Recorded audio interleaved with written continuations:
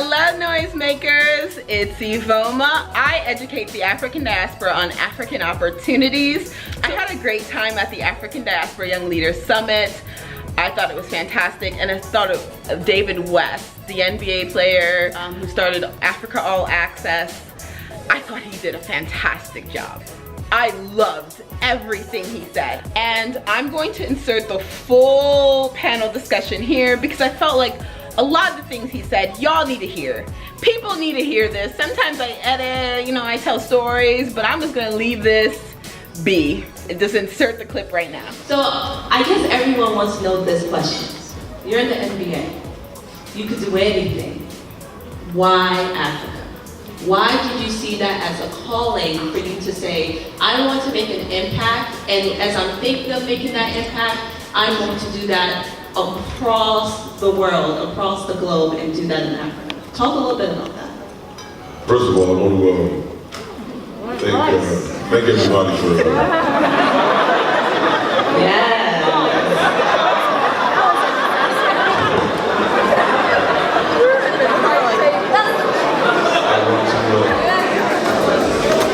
I wanted to thank you all for having me. I want to thank Dr. Karud for the invitation to speak and be with you today. Anytime we have an opportunity to be amongst one another, join through our cultural experience, whether we know it or not, we share the same legacy because our cultural family, our cultural story is aligned with one another. So I want to thank you for that. And before we get to that, I want to, I guess we'll answer that, but I want to sort of set the table here. I want to normalize sort of that question that you first asked, right? Like, why Africa, right? Why not Africa? Right, so I think the question that we should begin to pose as we look forward is, what we're doing today, other people do all the time. They don't ask permission. They don't broadcast it. They simply just do it. It's normalized behavior, right? So what we all should be in the business of doing is normalizing our view, normalizing our worldview, that exclusive worldview that belongs to us. And it is ours because of our experience, right? And the cultural story, the history of our story, and the power that story carries. That's why we're here today. And that is a normal occurrence. It's not something that should be looked at as offsetting, off-putting, or something out of the ordinary. It is ordinary for people who are from the same cultural family to have discussions. It is normal and ordinary for people who are from the same cultural family to align themselves around the same ideas. That's normal. This is something that we have to begin to make plain for ourselves, amongst ourselves. Right? There's nothing weird, right, or out of the norm for us being here having these positive discussions. This is what we're supposed to do. This is how people who are of the same cultural family, scoop from the same cultural soup, if you will. This is how we should communicate, how we should be. Just going back to the last session, there were some things that were said, and I'm asking Dr. Iveoma permission to speak on. She said, go ahead. Somebody asked a question about what the diaspora, right, the definition of the diaspora. I think Marcus Garvey said it best, right? Africa, the diaspora meaning, right, those at home, meaning home is Africa, and those abroad. It's very simple. Those of us who culturally align or feel like our home is Africa, that's who the diaspora is. And there are some of us who are at home, and then there are others of us who are not. It's not a complicated issue. That's the diaspora.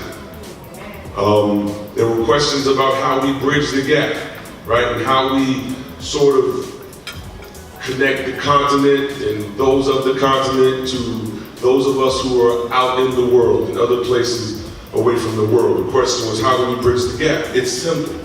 Our history. We share the same stories. We have to start thinking in the same manner. We share the same legacy. We have people from all over the world, but we are one, no different than any other group on this planet. This is a normal behavior.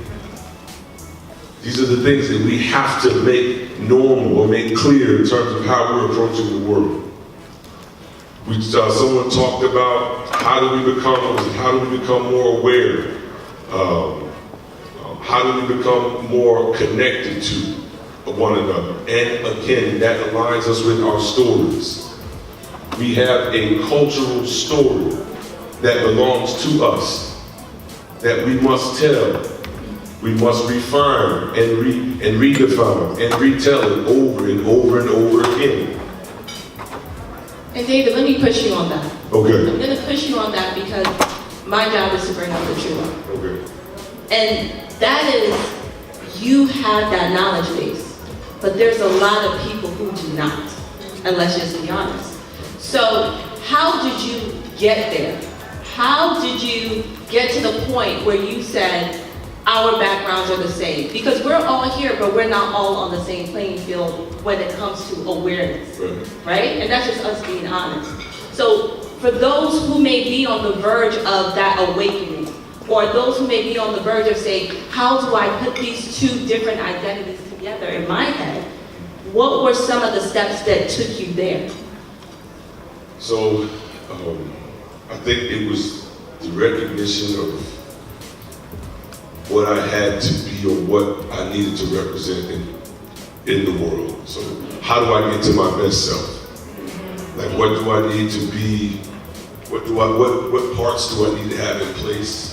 You know, what parts of me need to be solid and affirmed in the right way to present the very best me to the world. And the analogy I like to use is, if you imagine wearing a pair of glasses, right? We all wear a pair of glasses sort of to see the world, right?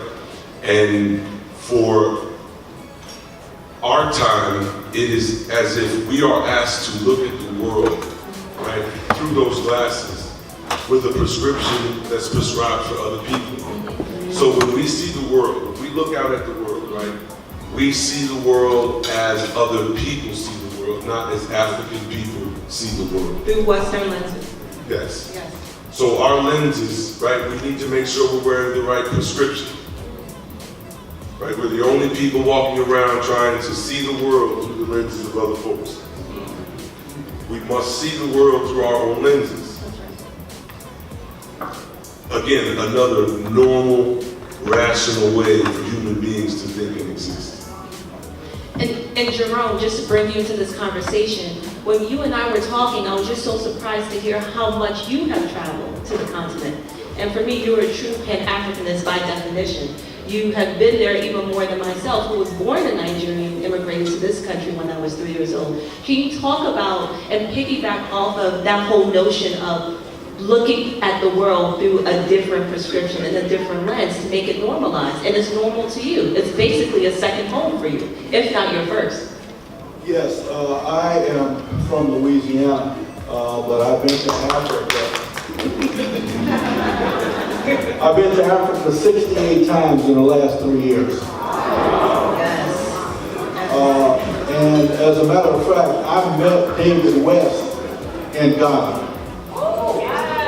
I met David West in an elevator at the Moving Pit Hotel in Ghana.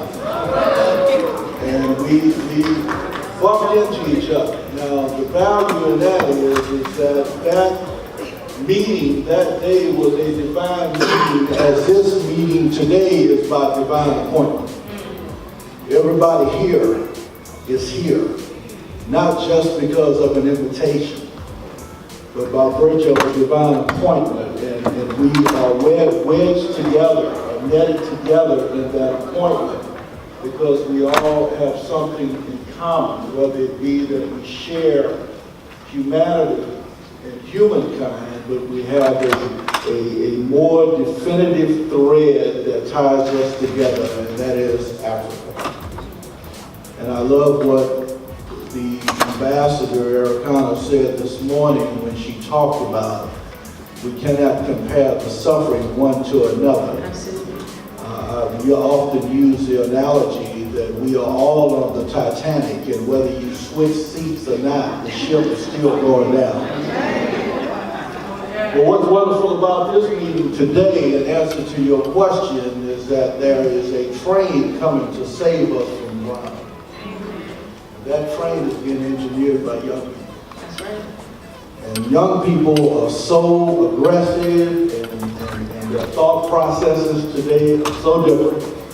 Young people now have resources, as Mel talked about when he went to Africa. He did not have the luxury of computers and Google and all the things that you all have. So the train is being engineered that's going to save us from drowning by young people in the world, and especially those in our community that are not involved must come to the realization that you either get on the train or you're going to get run over by the train. Because the train has pulled out from the station. My background is a little different from David's, and it's amazing. I know it's divine appointment. I have an environmental background. I was the head of the National Wildlife Federation. We made most of the movies for Discovery Channel on Animal Planet. And I headed that for 15 years, and I was a big part of the climate negotiations, and in Kyoto under President Clinton, and Montreal under President Bush, and Copenhagen under President Obama. And the subject came up this morning about jobs. Rarely are we talking about the environment in our conversations. We talk about communications, we talk about media, we talk about, but there are a few things that are impacting all of us than climate change and the environment. We have just experienced the 4 hottest years, the 4 hottest summers in recorded history have just occurred. And the greatest impact of that is Africa. Yeah. So we all have a reason. We all like, by divine appointment, we're all here to discuss the many things that we're going to discuss. But we have got to, as a diaspora, and as was eloquently put by the ambassador, no, I was not born in Africa, but Africa surely is born in me, especially after 68 visits. Right. But we have a responsibility to do everything we can as part of that diaspora that David described, to do everything that we can to help lift up, to help support what is the greatest continent in the world. China realizes it. There are investors in Europe that will realize it. I think the biggest challenge is that all of us don't realize it. Right. And the point that I just want to bring up, and you just made a light bulb go off in my head, is that when you look at the demographics, we know that almost 70% of individuals living on the continent are under the age of 25. And why that is so important is we have to start thinking of economic growth and economic development. Unfortunately, there are a lot of hurdles for those individuals to be able to succeed. So in what ways do you see us igniting that economic growth on the continent through development? And what strategies do you see to make sure that the individuals who are the saviors, who are coming to get us off of the Titanic, have the skills to be able to do so? How do we develop that? Well, I think it's important to talk about fair trade, right? When we're, just to give you guys a little background, so we work together, Jerome and I. There's a company Jerome started, he's the chairman of, it's called Zoetic Global, and we're an energy solutions provider. And the idea behind Zoetic is life, right? And the understanding that even a cockroach values his life. The most valuable possession that we have is our life, right? And when we look at Africa, when we look at our history, right? It's our cultural story and our history that should guide our footsteps in terms of our day-to-day when we're looking at decisions. So when we look at a company that has solutions, and we're talking about providing solutions to people on the ground in real time, in real life, how do we do it? Where do we do it? Where can we have the greatest impact? And we immediately see Africa, right? Then people say, well, you're going into Africa, the history of Africa, people talk about corruption and all these other things, right? The idea is fair trade.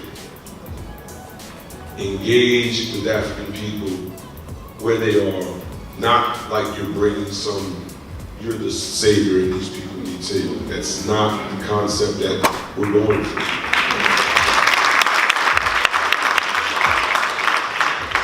It's fair trade. It's the idea that there are certain skills. I do it with basketball. I'm 37, I'll be 38 this month. And literally 31 years of my life, I've played and trained basketball damn near every single day. So I look at basketball as a trade for me. And it's something that I can exchange with other people.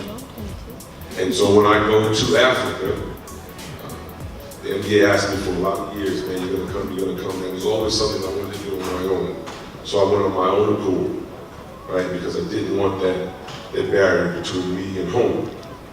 So the idea is, even with something like basketball, fairly exchange. And so certain things that I don't know about African culture, I get in return. It's just that simple. There are things that we learn through our experiences. There are things that we have, there's knowledge that we possess, that we should be willing to go home and exchange. And in exchange, when we get home, what we want is to learn the things that we no longer have, the things that many of you who were born on the continent have. So this is our focus. When you talk about development, when you talk about impact, this is the way to do it. It is to look at Africa and African people, and I think the young people are feeling this and understand this. It is about the return of African dignity, right? The return of African pride, the return of a group of people that have been collectively moved off the map of human geography. And all of the elements that are in this room, all of the energy that exists amongst the young people, it's because people are trying to take their rightful place. And people are fighting for and kicking back against dehumanization at this stage. That is great. And one thing that you said that I think rings true for me is this whole notion of not being a savior. But to extend that a little bit is this whole notion of making sure that when you come to Africa, you're authentic. And there's this level of authenticity. As an African, as a Nigerian, one thing that really didn't sit well with me was this crop up of individuals embracing Africa after they saw Black Panther. Because for me, I was like, Africa's been hot. We didn't need a movie for that. But in the same token, I want to hear a little bit from you, since you traveled to Africa so many times. I know you wouldn't travel that many times if they did not embrace you. So let's talk about authenticity in the development process and not going to Africa to take something, but instead going to Africa to leave something. What does that look like? Yes, and if I learned anything from my 68 trips to Africa, I learned, and I've done all of them, what I've learned, that everything that I was ever taught about Africa, from my birth to my first trip to Africa, was not true. Tarzan was not going to meet me at the door. Okay? Africans were not ignorant people. That's right, we're not. Though there are those in the world who would want us to believe that. They're the most intelligent people on earth. That's where earth began. I think it's important for us to switch the narrative. As an investor and a businessman that's doing business in Africa, we can no longer go in there with the mentality of many countries in the past. I won't call China's name. but who have gone into Africa wanting to take out Yes. and take back to their country. DRC is a prime example. I mean, my God, has one of the most impressive minerals in all the world, but it's one of the poorest countries in the world. That's something wrong with that picture. And I think we need to switch the narrative. I think Africa has to develop to a point of no longer is Africa importing technology, but Africa is exporting technology.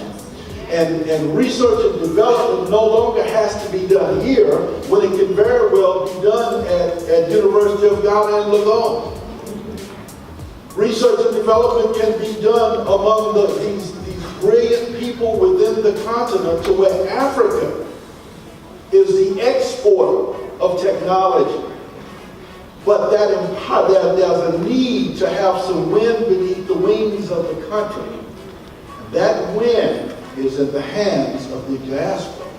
Because the people that have had the luxury of crossing outside of the border of the continent have had a chance to experience some of the good of the rest of the world. It does us no good to receive it and hold it. We've got to go back and teach it and preach it. I love the commentary on communications and radio and television and what have you. All of that is so very, very important. And fake news is not a good thing. Fake news is totally misused. Of late, I won't call his name. But anyway, but it's real. So we've got to make sure that we are accurate in our message and that we are strong messengers delivering the message. This is our opportunity here. That's why I love the African Union mission. You are taking the African Union mission to another level. And we now have an opportunity to intellectually empower those that are here, that we may be able to, our cup will run over back into the motherland and empower the young people, energize the young people to where Africa becomes the power that it is so capable of being. And so that's exciting for us. That's exciting for David. So we're not there to take anything from Africa. We want to give. It's given so much to us. That's true. And before we open up the floor for questions, David, I just want to talk a little bit about this word called legacy. One of your colleagues has made the national news this week. You may know him, LeBron James. So LeBron was on the news this whole week because he opened the doors to his I Promise School, which is giving, the students in Cleveland so much resources, as well as their family and their community. You are giving back to the continent. And so as you look at the work in which you're doing, and this now trending hashtag called More Than an Athlete, because you guys are not just doing work on the court, but also off the court, what do you want your legacy to be? And how do you want to make sure that legacy is tied to the continent of Africa? Well, I think it's important first to, I believe that legacy is a blood thing. So I believe that you are sort of what's in your blood. That is, I think that's in our cultural tradition. So if I look at it from that perspective, sort of what's been in my blood, it is the connectedness to history. It's the sort of the spiritual nature that attaches itself to the stories of our ancestors. I tell people, like, I had older grandparents. So my grandmother was born in 1905 and my grandfather was born in 1911. So when I was born in 1980. So by the time I came along, the stories that my grandmother and grandfather told were from another world. And the things that I was learning about from my grandmother, then my mom's mom was born in 1916. The stories that she told were quite different from the stories that were sort of guiding my friends and others whose parents, grandparents were a little bit younger.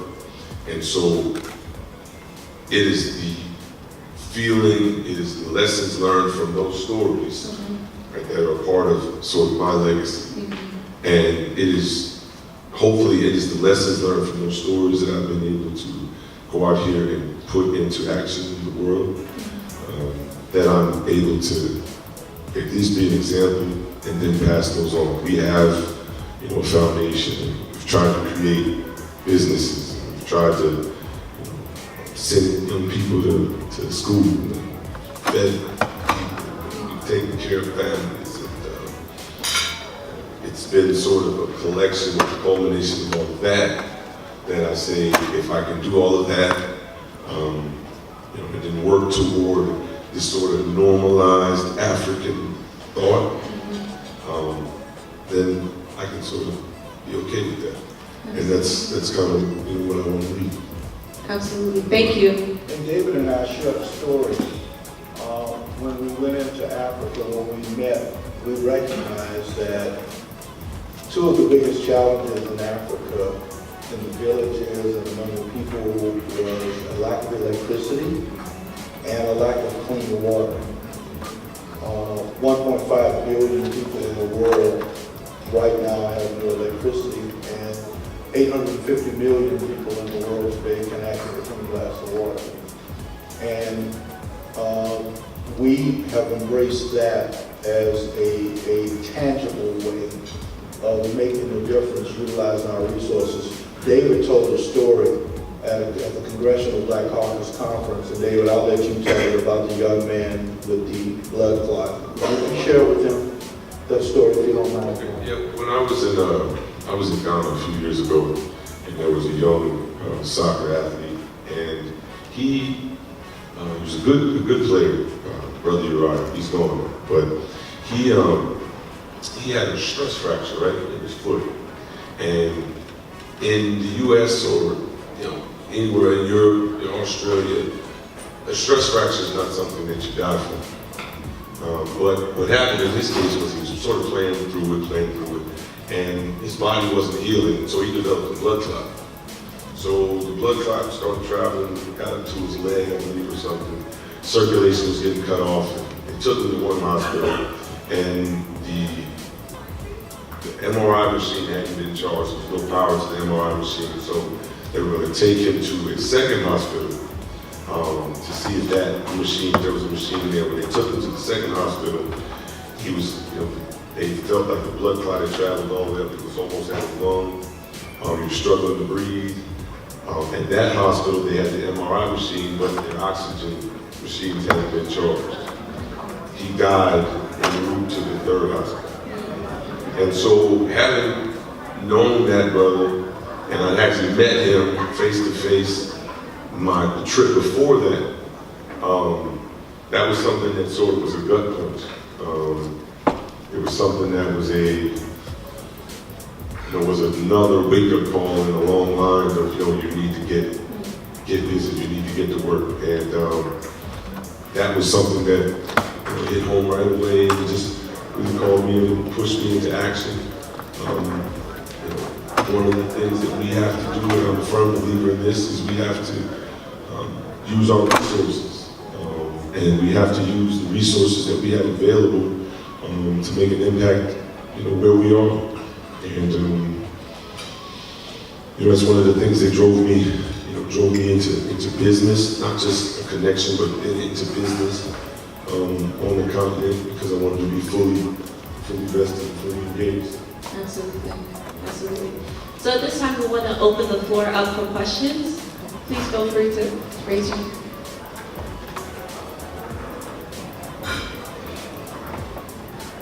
Can we get this young lady right here? Her hand shot up first. That's you. Ms. Marcia Dyson.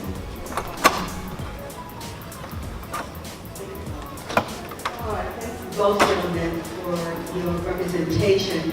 David, I want to thank you, David, for those Muhammad Ali sort of champions, LeBron really wasn't first to give back, he gave back to the school, but also the moral authority of the prestige of that athleticism to which you got your fame. You're doing that both economically. Why is it, your question to you, other athletes seem to be afraid to get off the block, off the court?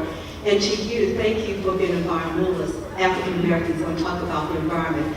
But seeing that it's a negative connotation of what's happening in Africa, there's also ways in which to monetize the problem because there are some infrastructures that create water. People don't know that.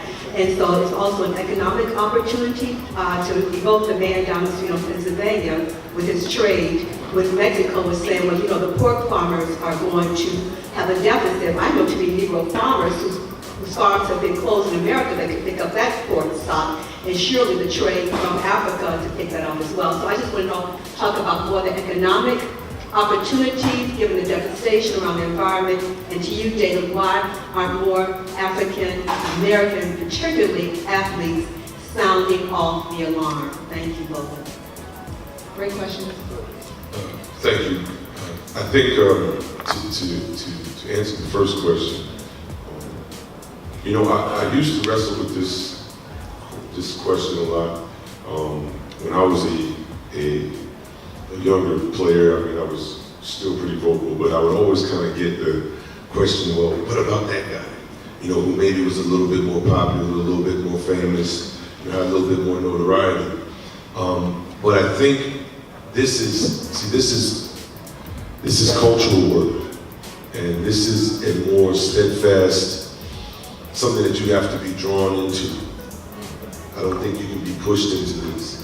And so the best I've learned to do is just to be an example. I've always said what I felt needed to be said. I've tried to speak with my own voice. I think it's important that guys maintain a certain level of balance. I think that's most important in terms of sort of survival. We've all figured out coping mechanisms, right? Being African in a non-African system. So, we've all had to figure out ways to survive, and some of us, go deeper into it and, cling to those mechanisms a little more than others. But, I feel great hope because I think one thing that's happening is young players, young athletes, are no longer confining themselves just to sport. They're no longer buying into the idea that they can only be just athletes. They can sort of complete this circle of who they are as people. And that also means directing their focus away from, some of the more, easily falling into traps, particularly economically, and to go into better invested, better understood places to put their money and their resources and their time. And sort of lead into what Jerome is going to speak about, to answer sort of the second part of your last question. The opportunity is sort of what I think everybody now sees. And we've for years known, I think, the economic viability of the continent. I think if you think about the fact that you build an entire Western world system on Africa. Africa was in its third golden age, I believe, upon pre-chattel slavery. And then there are some reports saying that there's over 85+% of the resources still intact on the continent. So that lets you know sort of the generalized economic impact that the continent of Africa can have. And when you go to Africa, like I've been a few times now, you see that everybody's there. One of the statements that Jerome made in terms of the perception that you have of Africa is when you go there, you realize that you've been lied to.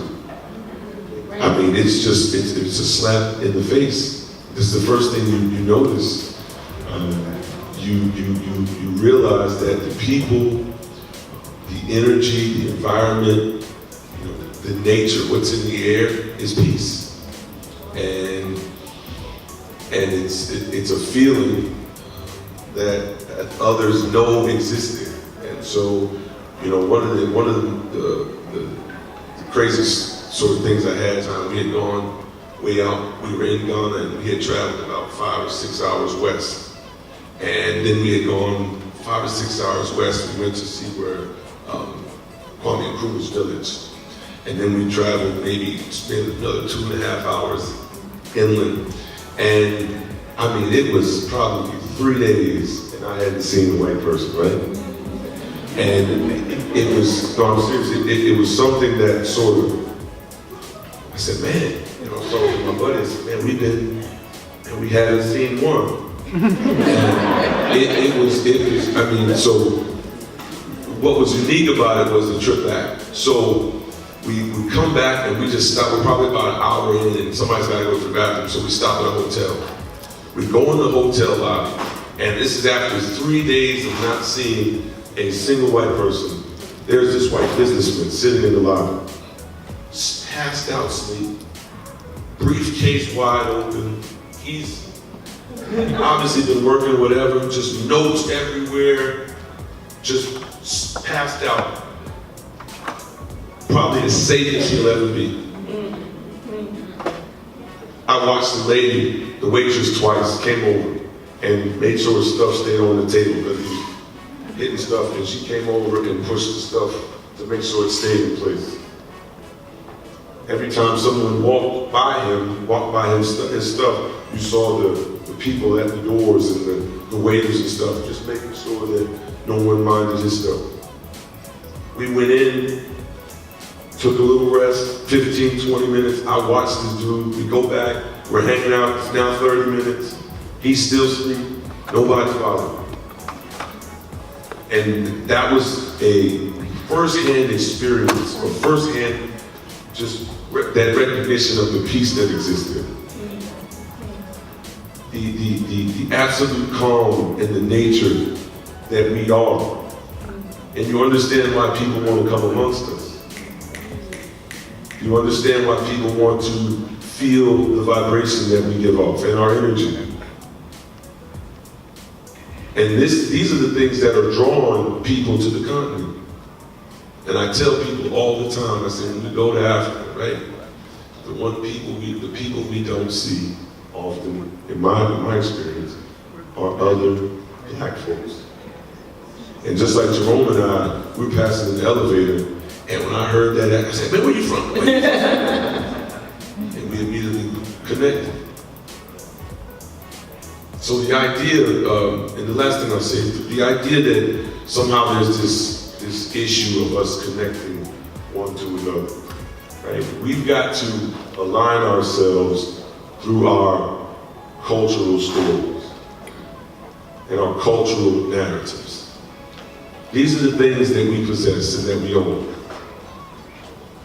No one else can take these stories and these narratives, these traditions, the customs that governed us and guided us. These are the things we'll never lose. But these are the things that can connect us one to another. And we use these cultural stories, these histories, to guide our steps as we move forward today.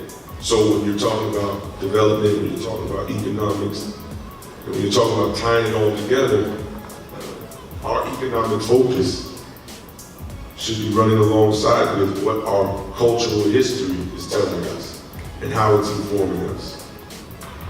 So that when we look at the energy shortages on the continent, we know that there's tons of running rivers and running waters, flowing water in Africa. Well, there's technology in the world that requires only running water to produce viable ground sound electricity. So I guess that's a great way to lead in. That's a great segue. And thank you for the question, Mrs. Dyson. Your husband is a hero. I love this guy. One of the things, the question was also asked to David, and I'll expand upon his question, was the other players in the NBA and what they're doing and are not doing. And one thing that I love about David West, and I have taken it, I've learned a lot from you, my brother. I do not, and we do not let our activity be determined by the inactivity of others. That's a word. Okay? That's a word. You either get on the train or you're going to get run over by the train. Okay? So we have to continue to get it done.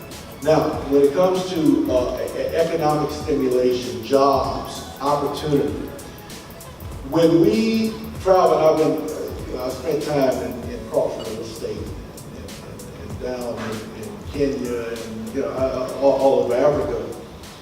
One of the things that some of my colleagues that travel with me say, God, look at all this plastic on the ground and all this paper and trash on the ground.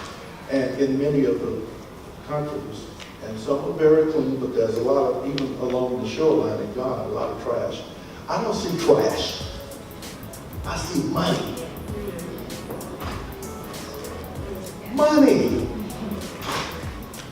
Here, we've got countries that are fighting to get electricity, and you've got garbage piled up on the streets that you can burn, which you can take that and boil water and generate steam and use the steam to turn the turbines to generate electricity. Money. There are job opportunities that we don't need to wait. We don't have to stand in line at the employment office or at the employment bureau or go to a job fair. Sometimes we that are part of this divine meeting need to be creative. I met a guy in Chicago once. The guy could not read and write. He had a very old pickup truck, and he said they used to call him Sanford and stuff. They made jokes about it. Well, he decided, he went to the city council in Chicago and said, look, every Tuesday, the city picks up the branches and the trees and the leaves from the side of the road. And he said to the city of Chicago, I've got an old truck for my area, let me pick it up from now on. And they said, go ahead. The city loved it, saved them some money. This guy started picking up the old branches and the leaves and the trees, and he went to a warehouse that was abandoned. He also went and rented a mulching machine where he took those trees and grinded them up and mulched them and found someone who was willing to bag those products in a bag, and now he sells the mulch back to the city of Chicago. He created a green job. We don't have to always go with our hand out. We can simply use that has already been given to us, our intellectual capacities. There are a whole lot of smart people in the world. We can create our own businesses. And when it comes to environment, 99% of the audiences that I speak to on the environment are white. I was the first African American to head a major environmental organization in this country in 75 years, and since then there has been none. I'm the only one. But who's adversely impacted negatively by poor environment more than us? But yet when it comes to policies, job creation, we're not at the table. So now that must change. That leads into why I love the African Union mission. Because they're about empowering people. They're not about giving you a fish, they're about teaching you how to fish. And this is what we have. We're smart enough, we're strong enough, we have enough strong will. All we need is that. Thank you, Father. That's what this is all about. We're just getting that wind beneath our wings. And now we're going to fly. Everybody leave this meeting with a new commitment. With a new commitment to be better, to be stronger, to be smarter. Not just for what surrounds you, but to help make Africa stronger and better and smaller. Absolutely. Let's take two more questions. I don't know who has a microphone, so feel free to pick whoever. Let's take one from the far left and then one from the far right. Wait, so let's get one from this side too. But you can go ahead, whoever has the mic.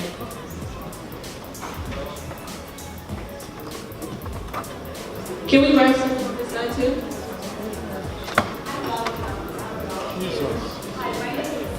I'm right here.